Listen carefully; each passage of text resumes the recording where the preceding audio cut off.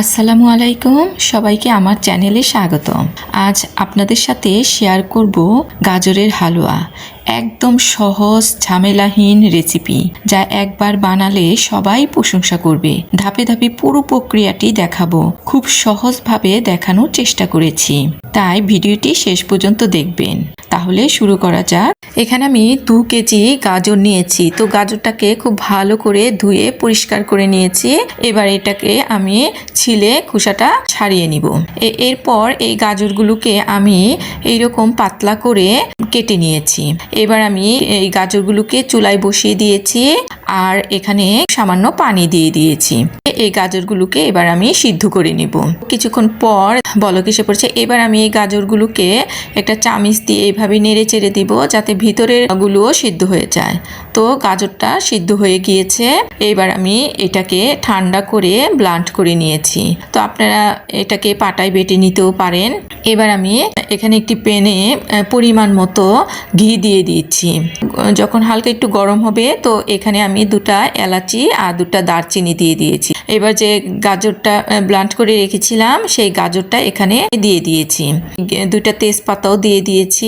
এবার আমি এই গাজরগুলোকে ঘিয়ের সাথে কিছুক্ষণ কষিয়ে নিব। এরপর এখানে আমি 2 কাপ চিনি দিয়ে দিয়েছি। চিনি দিয়ে এটাকে আবারও কিছুক্ষণ কষিয়ে নিব। চুলার আঁচটা আমি বাড়িয়ে দিয়েছি। দিয়ে এটাকে আমি বেশ কিছুক্ষণ কষিয়ে নিয়েছি। তো দেখুন পানিটা কিছুটা শুকিয়ে গিয়েছে। এবার আমি এখানে আরেক কাপ চিনি দিয়ে দিয়েছি। আমি 2 কেজি গাজরের 3 কাপ চিনি দিয়ে দিয়েছি। 3 কাপ চিনি দিলে গাজরের টেস্টটা একদম পারফেক্ট হয়। এবার আমি এই গাজরটাকে বেশ কিছুক্ষণ কষিয়ে নিব। তো যখন একদম পানিটা শুকিয়ে আসবে, তো এবার এখানে আমি 1 কাপ ঘন দুধ দিয়ে দিচ্ছি। তো দুধটা আমি একবারে না দিয়ে অল্প অল্প করে দিয়ে দিচ্ছি আর এইভাবে এটাকে চামচ দিয়ে নেড়ে চেড়ে কষিয়ে নিচ্ছি। বেশ কিছুক্ষণ কষিয়ে নেওয়ার পর এবার এখানে আমি গুঁড়া দুধ দিয়ে দিচ্ছি। এখানে প্রায় আমি 3-4 চামচ গুঁড়া দুধ দিয়ে দিয়েছি। আবারও বেশ কিছুক্ষণ এটাকে কষিয়ে নিব।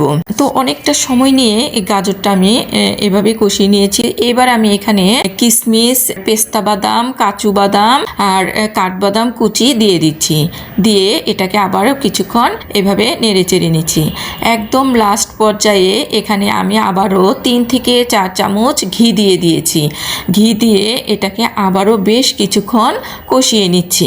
কষাতে কষাতে দেখুন একদম যখন পাতিল থেকে যখন গাজরটা একদম উঠে যাচ্ছে, এবার আমি চুলাটা বন্ধ করে দিয়েছি।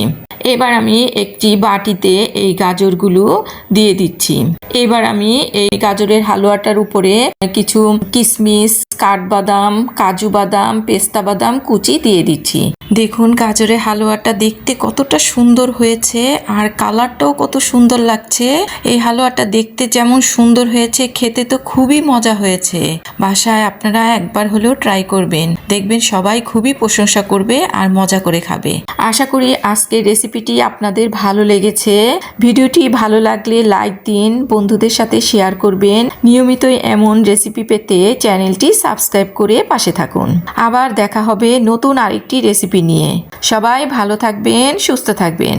আল্লাহ হাফেজ।